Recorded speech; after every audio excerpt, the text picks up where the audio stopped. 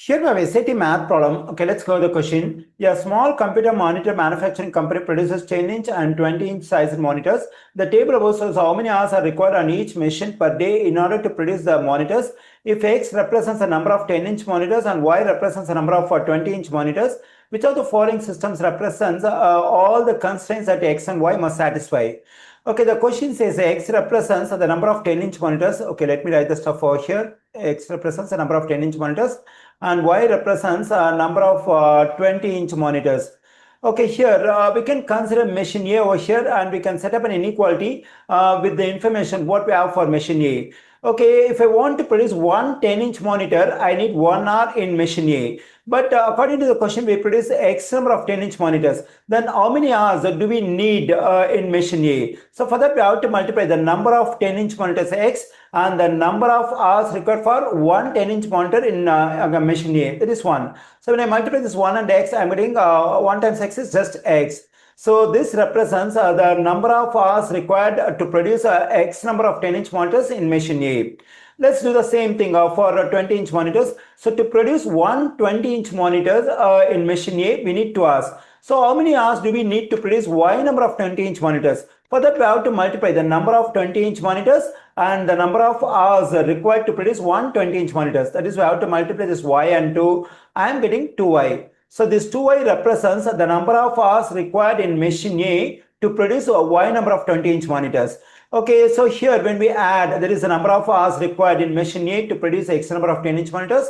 The number of hours required in machine A to produce Y number of 20-inch monitors. When we add them, so it is equal to the total number of hours required in machine A. So according to the information we have in the table, machine A is available 20 hours. So the total number of hours required from machine A can be equal to this 20 or it has to be less than 20 because machine A is available only for 20 hours. So this expression must be equal to 20 or less than 20. So it can be written as less than or equal to 20. Okay, now we have to do the same thing for machine B. Okay, now let's consider this stuff. That is, if I want to produce a one 10-inch monitor in machine B, I need 2 hours time. So for X number of 10-inch monitors, we have to multiply the number of monitors and number of hours required for one monitor. That is X times 2 is 2X.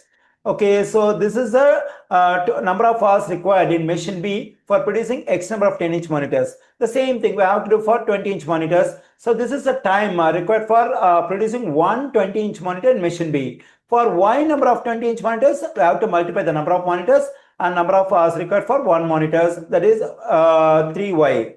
So when we add them, it represents a total number of hours required from machine B for producing X number of 10-inch monitors and Y number of 20-inch monitors. But machine B is available for 15 hours. So this total number of hours can be equal to 15 or less than 50. Okay, let me write over here.